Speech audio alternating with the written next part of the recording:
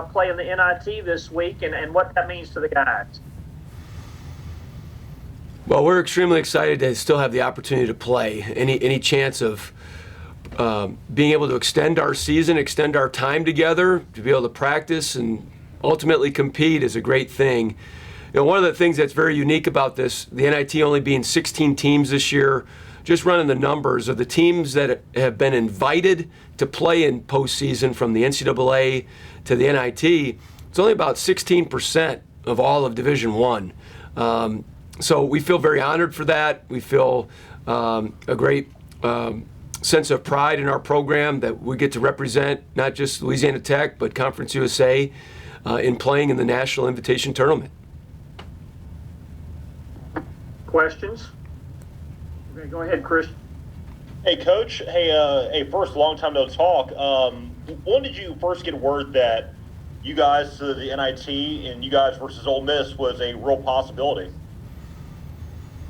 Well, early on in the process, as universities that are in the mix, you kind of get some information that would just give you a little bit more thought of, hey, this could be a possibility. Of course, our focus was on trying to win our conference tournament.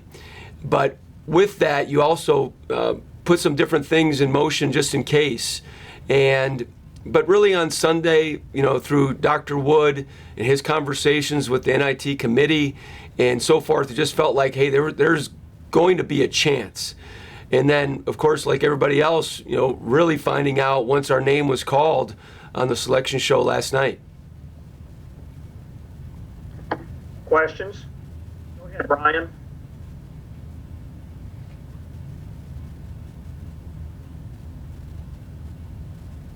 We can't hear you. Looks like you're unmuted, but I can't hear you. Okay. Put your question in the little thing, and I'll ask it to him here in a minute. Who else has a question? Coach, you go back to the conference tournament. Obviously, I'm sure you and your staff knew it'd be difficult with Kobe out with the hand injury. But now that you've had 2 games to kind of assess where you are at the point guard position, you look forward to Ole Miss on Friday night. Is there anything that you might try to do differently? And really, how did you think Amari responded to playing the bulk of his minutes at the point guard spot? Yeah, we knew it was going to be a challenge. Anytime you lose a quarterback and a vital part of your team defensively, there's going to be some adjustments. It felt very much like an early season game, actually going back to our first game of the year where you're just trying to see how you respond and how you adjust because it was new. I thought against FAU, it took us a while to get into a good rhythm. And we made enough plays down the stretch to come away with that win. We knew against North Texas the way that they pressure the basketball in the full court and the half court, it was going to be an arduous task. And we had moments where we handled it well. That was more than anything just a real defensive, physical game, counterpunch and re-counterpunch from both teams.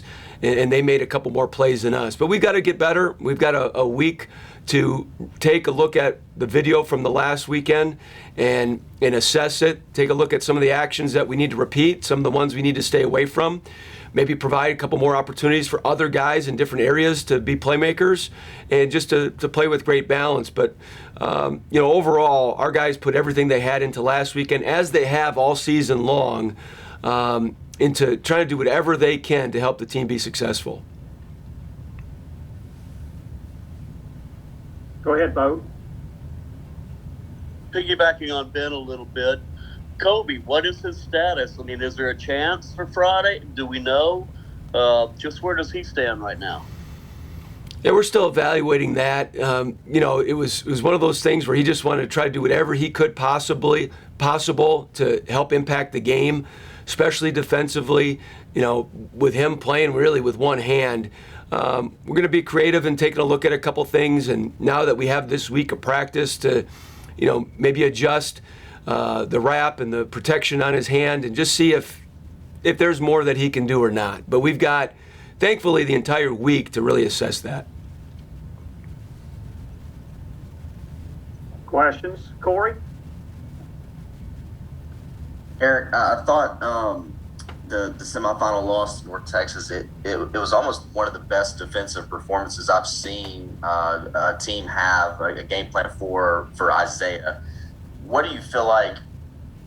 He still is a young player, so a team being able to defend him the way they were able to, what can he learn and grow out of that performance? Well, every opportunity you get is an opportunity to grow, whether it's one of great success or one where things don't go your way. And I thought that North Texas was very physical with him. They really jammed up the different dribble lanes. They switched a lot of screens. We're able to use Isaiah in a lot of different ways, from picking and popping and getting different mismatches to posting up inside to try to create some areas where he can drive it. Big part of his game is getting to the free throw line. And there just wasn't a lot of free throws for either team, even though it was a very, very physical game. So something that we've got to be able to just take a look at, find different ways of getting him opportunities. You give North Texas a lot of credit for the way that they defended. But again, it was a very, very close game. Some looks that we had as a team didn't fall that we have made in the past. Other times just didn't get the right type of look. But I have great confidence in Isaiah and our entire team to learn and grow from this past weekend and get better from it. Hey, Eric, this is Brian's question. He says, is there a different mindset that you addressed with the team in a one-and-done situation like the NIT? Do you address practice differently in these situations, or do you just try to treat it with normalcy? The postseason's all about a one-and-done environment, and we talked about that leading into the conference tournament. Not knowing what the future at home, we want all year long, especially this year, try so hard to stay in the present day for practice. The guys are in the weight room this morning, and in that present sense, we're just completely focused on trying to get better. This gives us an opportunity to have an extra week of practice compared to others, and we want to grow, we want to get better, and we want to prepare for a very good Ole Miss team on Friday. So in with that, always we want to be highly spirited, enthusiastic, enjoy this process together. We've got a great group of guys on our team that enjoy being with one another, and we just want to, again, cherish these moments that we have together to practice, improve, and get ready to compete on Friday. Vote. Eric, tell us about what you know about Ole Miss and how you think you match up against them. We've just started watching video on them last night and today. I can tell you this, they are an extraordinarily good rebounding team. They're number one in the SEC in both offensive rebounding and defensive rebounding. We do have the knowledge of having seen Coach Davis for a number of years when he was at Middle Tennessee. He still mixes defenses up with his man-to-man and his 1-3-1 back to the 2-3, 2-3 on out-of-bounds under a lot, running some of the similar things that he did when he was at Middle. But getting to know their personnel, they're very talented. They just barely missed the NCAA tournament as an at-large team. I'm sure they'll be very hungry to play well and prove that they belonged in the NCAA tournament. But this is a great opportunity for us and to play postseason basketball on this level and this stage against a very good team who is knocking on the door of the NCAA tournament. Ben? Coach, going back to the FAU game real quick, I know Junior picked up the late foul and then obviously he got the technical to foul out. Did you feel he was a little bit more amped up than he has been, throughout the majority of his freshman year, knowing that so much was on the line in that first round game of the conference tournament? I think everybody was had a heightened sense of what was going on and what we were doing, and everybody's passionate all year long, but that's what postseason play is about. In that one situation, could have been some frustration and things like that. Certainly talked about it and how to handle those things. He's still just a young freshman and is put in a position where he's vitally important to our team and is in a lot of situations to make decisions. But, I think anytime you're in postseason basketball, there's just a heightened sense of intensity. People become stronger, more athletic. It becomes more physical. Just like any playoff situation, it rises. The level rises. Chris? Hey, Coach. After it's been I think since 2014 when Louisiana Tech went to the NIT when they played Temple, I believe it was. Is there a sense of like gosh, we finally made it after years of so much frustration of bowing out of the Conference USA tournament in the first or second rounds? Is there a sense of like gosh, we finally made the postseason? Well, we've got a storied history here, and in 2015, our program went to the NIT. We've been knocking on the door to a number of tournaments. Certainly with the coronavirus last year, what we look at is great opportunity to be able to be playing this year when a year ago we're sitting at home and socially distanced and quarantining and doing all those types of things. This is a real honor to be one of really just 84 teams in the country still playing in one of these two tournaments. They're tough to get into. This is the 10th time in our history of playing in the NIT out of the 94 teams that have been a part of Bulldog basketball. So we feel nothing but a great sense of accomplishment and honor and great energy towards getting ready this week to compete against a very good Ole Miss team and then see where that takes us.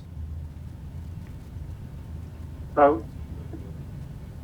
With the game being played on a Friday night, is this kind of a recruiting tool? Can this bolster you a little bit as far as maybe adding prospects who might not have considered Tech, putting Tech on the map for you? We use everything like this or any other opportunity as a recruiting piece. Pictures from the baseball game, the new stadium, the new things going around campus, we're using as an opportunity to recruit. The fact of the matter is, this week, more teams will be eliminated from the madness that is in the month of March. Thursday, there will be NCAA tournament games. Wednesday and Thursday, there will be other NIT games. There's the first 4 games coming up. We're one of 84 teams playing right now in March Madness. By the time we play Friday night, a number of those teams will be sent home. So we're going to be on ESPN2, I believe, and it's a great opportunity to put Louisiana Tech in the living rooms of many people across the country and the world, and we're excited to be a part of that story. Corey, did you have a question? Okay. Yeah, I actually got 2 back to back. Eric, you've had guys on this team that have gone into SEC gyms and have gotten wins. The Mississippi State win on the road comes to mind right away. Those types of experiences, how much can you guys lean on those experiences helping you in this opening round game against Ole Miss and the NIT? I think we lean on experience very much, and we have all year long. You look at the guys that have been in this program for a number of years, they've experienced a lot of different things, from winning on the road to some high-profile places in and out of our league, to guys that have just experienced a lot of basketball, guys that are very prideful in this program. We'll be leaning on all those things. And to play against a very good team. I mean, any team that's playing now is very, very good. And we know this Ole Miss team has got a lot of experience on their team as well. They're very physical. And those experiences, again, in our league, which is very, very good, we have 5 top 100 teams this year, which hadn't happened in the 6 years that I've been in this league. So our team has been battle-tested in league. We've played a strong non-conference schedule each year for the last several years and have had some success on the road. So there's without a doubt we're going to be relying on our upperclassmen to dig into those memories and know what it's going to take. Then my follow-up on that is, I know you know this as well as I do. Regular season games and conference tournament games are one thing, but you get to an actual postseason, it's going to be a different feeling. It's going to be a different atmosphere. How much do you anticipate, that first 4.5 minutes to get to that first media timeout? How much of that's just going to be about getting your guys out there on the court, getting acclimated, and trying to not have them make it, try to win the game in the first 5 minutes per se? I think anytime you play in a situation, now the one thing is none of us have experienced playing in the postseason in an NCAA or NIT during the national pandemic. This will be new to all of us in that regard. I know there's some ticket limitations. We're going to be playing in a G League team arena. A lot of times in the NIT, you're playing on someone's home floor in front of a number of fans. So this will be different. But what is same is the basket's 10 feet high, the free throw line's 15 feet, and it's going to be 5-on-5 with an orange ball that bounces. And we're going to have to do what we've always needed to do. We're going to have to defend at a high level. We need to take care of the basketball better than what we did this last weekend, and look to get some great shots. And I think if we do that at a high level, like we have at a number of times this year, we can put ourselves in a good position to win a ball game. Like I said, Ole Miss is very, very good. They're well coached. They're experienced. They've got great size. We're going to have to play great basketball, but we're really excited about having that opportunity to compete. I got time for one more question if somebody's got a question. All right, Coach, I think you're good. Thank you. Good luck. Thank you, everybody. Thanks, Eric. Thanks, Appreciate it. Eric. Good luck. Thanks, guys. Thanks, Coach.